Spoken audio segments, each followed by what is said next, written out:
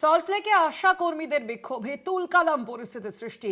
পুলিশের ব্যারিকেড ভাঙার চেষ্টা করছেন আশা কর্মীরা। একেবারে তুলকালাম পরিস্থিতি সৃষ্টি হয়েছে সেখানে। স্বাস্থ্য ভবন অভিযান ঘিরে কিন্তু এই যে পরিস্থিতি, সল্টলেকে আশা কর্মীদের বিক্ষোভে রীতিমতো তুলকালাম পরিস্থিতি সৃষ্টি। দেখতে পাচ্ছেন সেই ছবি আপনাদের সামনে ইতিমধ্যেই তুলে ধরছি আমরা। পুলিশের ব্যারিকেড ভাঙার চেষ্টা, আশা কর্মীদের এই বিক্ষোভ, স্বাস্থ্য ভবন ঘেরাও অভিযান আশা কর্মীদের।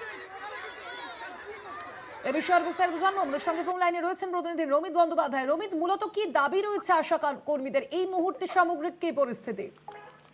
দেখো, তুলকালাম কাণ্ড স্বাস্থ্য ভবনের বাইরে এটা আমরা যে ছবি দেখতে পাচ্ছি, অর্থাৎ তারা কিন্তু বিভিন্ন দাবি নিয়ে এই আশাকর্মীরা বিভিন্ন জায়গা থেকে এসেছেন।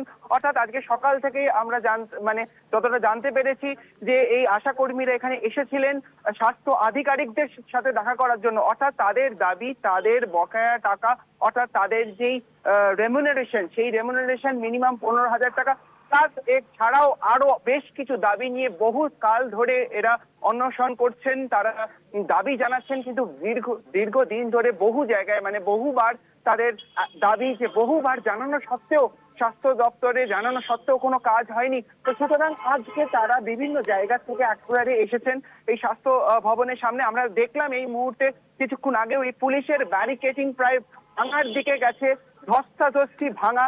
এবং তাদের কিন্তু দাবি, যতক্ষণ না স্বাস্থ্য আধিকারিকরা আজকে তাদের সাথে এই নিয়ে কথা বলবেন, তাদের দাবিগুলোকে শুনছেন, ততক্ষণ তারা এই স্থান ছাড়বেন না।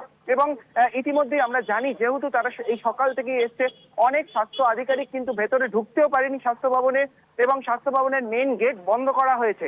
এবং সেই জায়গাটাই আমরা জেনে নেব পরবর্তীকালের কি চিত্র, সেই চিত্র আমাদের দর্শকদের কাছে তুলে ধরবো।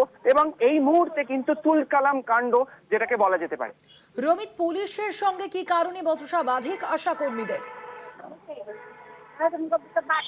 দেখো, এখানে তাদের দাবি নিয়ে বহুবার বিভিন্ন রকম ভাবে তারা এসেছেন, বিভিন্ন রকম ভাবে তাদের দাবি যে আমরা আমাদের ন্যায্যটা চাইছি। অর্থাৎ তাদের 15,000 টাকা যে বেতন, সেই বেতন নাকি এখনো তারা পায়নি। এবং আমরা ইতিমধ্যেই জানি কিন্তু বেশ কিছু দিন ধরে, অর্থাৎ 23শে ডিসেম্বর থেকে অনেক জায়গায় কর্মবিরতি এই আশাকর্মীরা। এবং এই আশাকর্মীরা কিন্তু মূলত সমাজের বেশ খানিকটা সেবা দিয়ে থাকেন। অর্থাৎ চিকিৎসকদের পাশাপাশি কিন্তু আশাকর্মীরা বহু জায়গায়, প্রত্যন্তর গ্রামে তারা কিন্তু পৌঁছে যান। সেখানে বিভিন্ন মানুষকে স্বাস্থ্য সহযোগিতা করেন এই আশাকর্মীরা।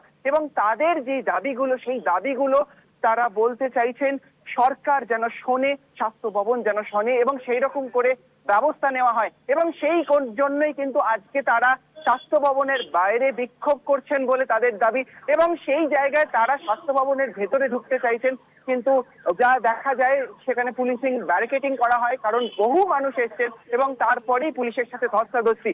এবং এখনো অব্দি কিন্তু সেই বচসাই চলছে। এবং তাদের দাবি, আশাকর্মীদের দাবি যে পুলিশ তাদেরকে চলে যেতে বলছেন, কিন্তু তারা কিন্তু এখান থেকে অনড়। অর্থাৎ যতক্ষণ না তাদের দাবিগুলো স্বাস্থ্য আধিকারিকরা শুনবেন, ততক্ষণ কিন্তু এই স্থান তারা ছাড়বেন না বলে তারা এখন অব্দি জানাচ্ছে। কিন্তু রমিত, আশা কর্মীদের এই দাবি যদি পূরণ না হয়, অর্থাৎ স্বাস্থ্য ভবনের আধিকারিকদের সঙ্গে যদি আজ তাদের দেখা করতে না দেওয়া হয়, তাহলে এর পরবর্তীতে তারা কিভাবে এই আন্দোলনে এগিয়ে নিয়ে যাবেন? এই কর্মবিরতি কি চলবে? এই বিক্ষোভ কি চলবে তাদের?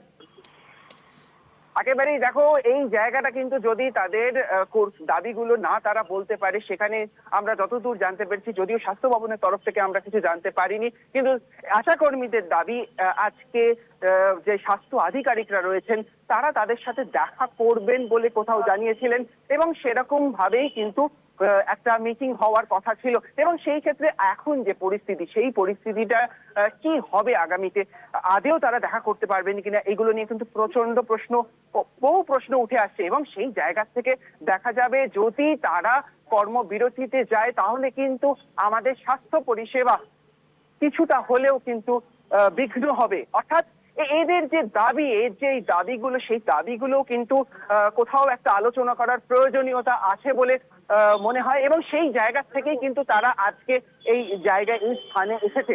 এবং পরবর্তীতে কি পরিস্থিতি দাঁড়ায়, সেই পরিস্থিতি কিন্তু তুলে ধরার চেষ্টা করব।